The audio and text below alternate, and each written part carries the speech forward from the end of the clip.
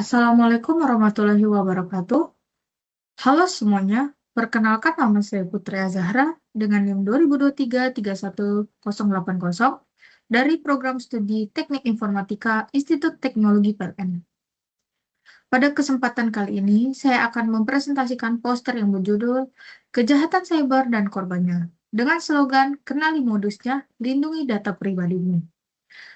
Di era digital sekarang, hampir semua aktivitas kita dilakukan secara online, mulai dari belajar, bekerja, berbelanja, melakukan transaksi, hingga berkomunikasi melalui media sosial. Nah, kemudahan ini memang memberikan banyak manfaat, tetapi juga membuka peluang bagi pelaku kejahatan cyber untuk melakukan berbagai tindakan yang merugikan masyarakat. Oleh karena itu, poster ini dibuat untuk meningkatkan kesadaran masyarakat mengenai apa itu kejahatan cyber, bagaimana modusnya, siapa saja yang menjadi korban, serta bagaimana cara melindungi diri dari ancaman tersebut. Apa itu kejahatan cyber? Bagian pertama pada poster menjelaskan mengenai apa itu kejahatan cyber. Nah, kejahatan cyber ini merupakan tindakan kriminal yang dilakukan dengan memanfaatkan teknologi digital dari jaringan internet. Tujuannya bisa bermacam-macam seperti muncul dari data pribadi, membobol akun media sosial maupun rekening bank, melakukan penipuan online, hingga menyebarkan malware yang dapat merusak perangkat. Nah, saat ini kejahatan cyber tidak hanya menyebabkan kerugian finansial, tetapi juga dapat menyebabkan kerugian psikologis karena korban merasa takut, malu, bahkan kehilangan kepercayaan terhadap layanan digital. Lalu, selanjutnya, di mana kejahatan cyber itu terjadi? Sebenarnya kejahatan cyber dapat terjadi di hampir semua platform digital yang kita gunakan setiap hari.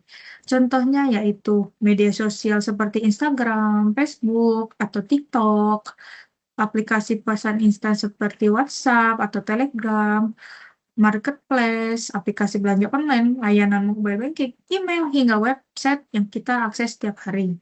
Nah, artinya siapapun yang menggunakan internet memiliki potensi untuk menjadi sasaran apabila tidak berhati-hati. Lalu selanjutnya, siapa yang menjadi korban? Nah, mulai dari pelajar, mahasiswa, pekerja, pelaku usaha, orang tua, bahkan sekalipun dapat menjadi korban kejahatan cyber.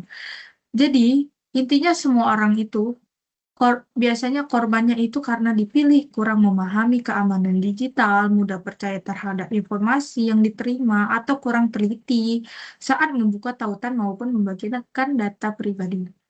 Hal ini menunjukkan bahwa pengetahuan mengenai keamanan digital menjadi sangat penting bagi seluruh masyarakat.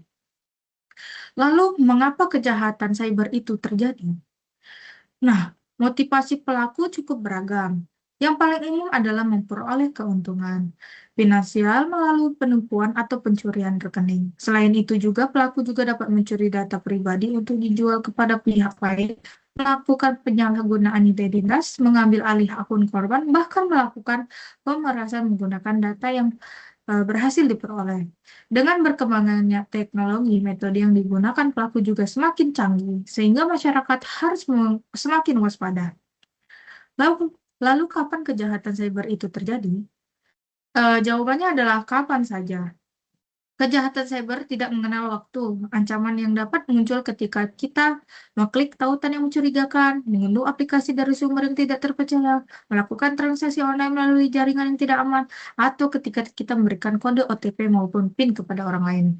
Karena itu, kita harus selalu berhati-hati setiap kali menggunakan internet. Lalu, bagaimana cara mencegahnya? Nah, pada bagian poster ini memberikan langkah sederhana untuk mencegah kejahatan cyber. Pertama, gunakan password yang kuat dengan kombinasi huruf besar, huruf kecil, angka, dan simbol. Kedua, aktifkan autentifikasi dua faktor atau two-factor authentication 2FA agar akun memiliki lapisan keamanan tambahan.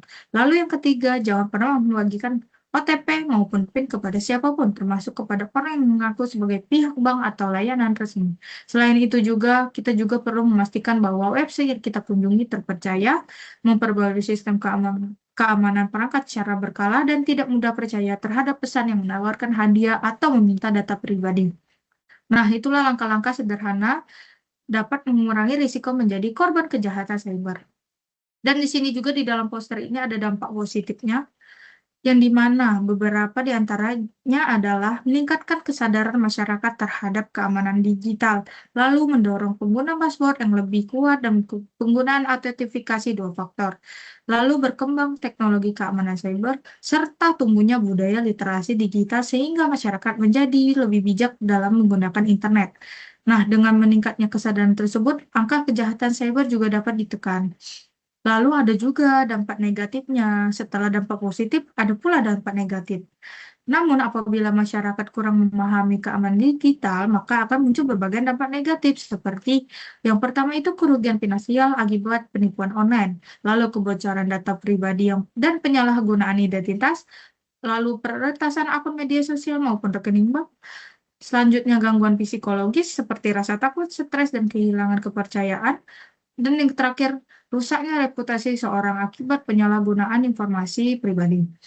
Nah, dampak-dampak tersebut menunjukkan bahwa kejahatan cyber bukan sekedar masalah teknologi, tetapi juga masalah sosial yang dapat mempengaruhi kehidupan seseorang.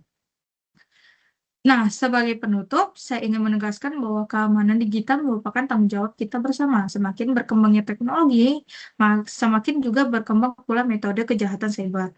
Oleh karena itu, kita harus meningkatkan kesadaran berhati-hati saat menggunakan internet, menjaga kerahasiaan data pribadi, serta tidak mudah percaya terhadap informasi yang mencurigakan. Pesan pertama dari poster ini dapat kita lihat pada bagian bawah, yaitu stop sebelum klik.